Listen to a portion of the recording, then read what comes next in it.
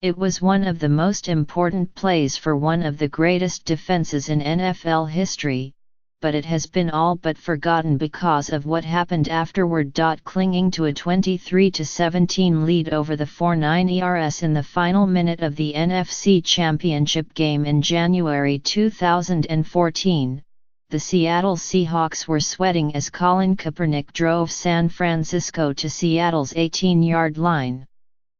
On 1st and 10, Kaepernick, the dynamic young quarterback, went for the win with a pass to Michael Crabtree in the right corner of the end zone. The pass was true, the sure-handed receiver was in position, and the 49ers seemed to be stealing a trip to New York for Super Bowl LOLA'S. Unfortunately for the 49ers, Richard Sherman, the shutdown cornerback for the Seahawks, had run step for step with Crabtree. Sherman turned first and leapt into the air. At full extension, his left hand batted the ball away from Crabtree and into the hands of Malcolm Smith for an interception that clinched the Seahawks' trip to the Super Bowl, where Seattle romped past Peyton Manning and the Denver Broncos. An emotional argument between Sherman and Crabtree immediately after the play was not particularly noteworthy, but when Aaron Andrews, Fox's sideline reporter, approached Sherman for an on-field interview just after the final whistle, casual fans around the world were shocked at what unfolded. Andrews asked Sherman to take her through the final play, and Sherman, still worked up from the argument with Crabtree, exploded. He shouted, "Well, I'm the best corner in the game. When you try me with a sorry receiver like Crabtree, that's the result you're going to get." The incident, for people unfamiliar with Sherman's backstory as a star student athlete at Stanford, turned one of the game's smartest players into the symbol of what was wrong with the NFL. Andrews's befuddled reaction certainly did not help as she tried to rescue an interview that had gone off the rails. 4 years later, Sherman appears to be in his final days on the Seahawks roster, and the team's famed legion of boom defense appears to be fading into something far less spectacular. With Seattle's secondary hampered by injuries recently, and with the often dominant lineman Michael Bennett headed to Philadelphia in a trade, this week has the distinct feeling of a page turning on one of the sport's great defensive units. But even through those years of on-field dominance, it is telling that Sherman's interview with Andrews, for some, largely shaped a perception of the player that undersold his influence both on and off the field and that ignored the historical significance of the team's defense. "They misunderstand his passion for the game," said Kem Chancellor, the team's hard-hitting safety, in the week leading up to Seattle's victory over Denver. "He made a great play at the end of the game and he had a microphone in his face. Anything could come out right then." For his part, Sherman, a communications major at Stanford, did not appear to be ready to apologize for anything. He said he was fired up, but he did not swear or physically threaten anyone during the interview. In the aftermath, however, he did seem disappointed that there was not enough focus on just how spectacular and meaningful the play had been. "I think in some people's eyes, the comments overshadow the play because that's what they were focusing on," Sherman said, "but some people actually focused on the game, and they noticed the play and understood what kind of play it was."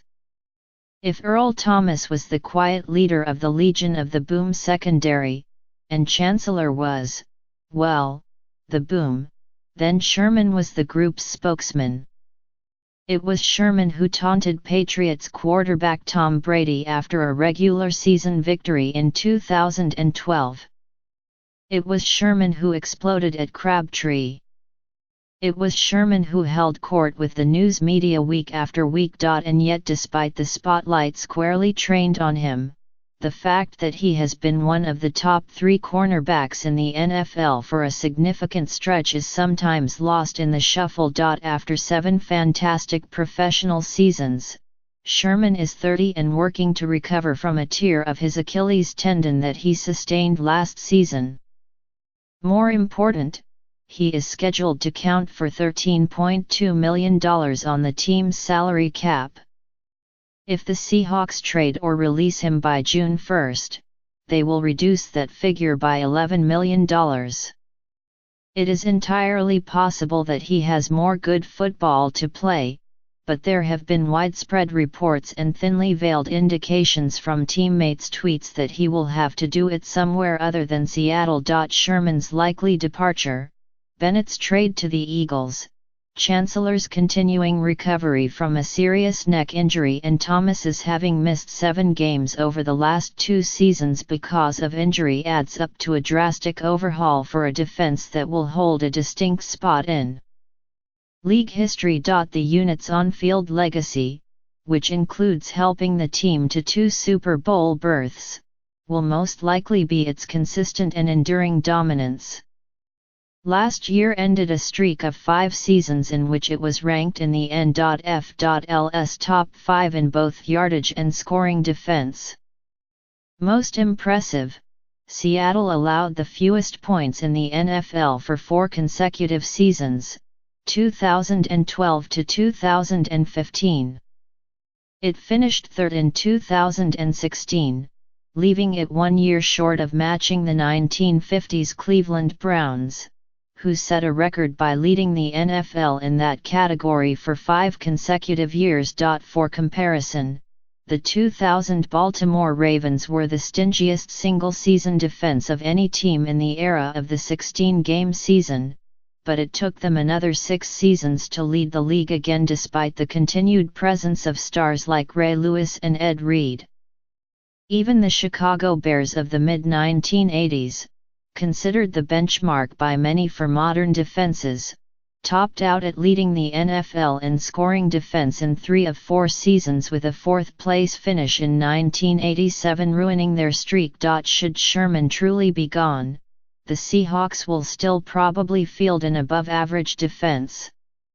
Thomas and Chancellor will serve as elder statesmen, while Bobby Wagner will still give the team a legitimate superstar on that side of the ball.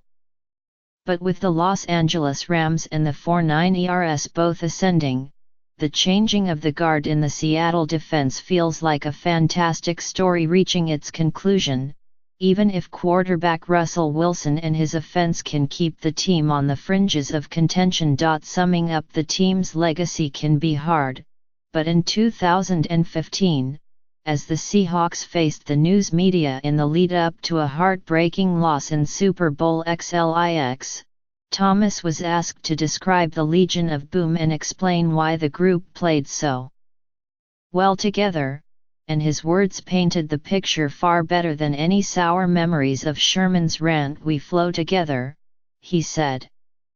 "It's a beautiful thing to see, especially when we really recognize what's going on, the little details. Everybody's minds are not regular football minds.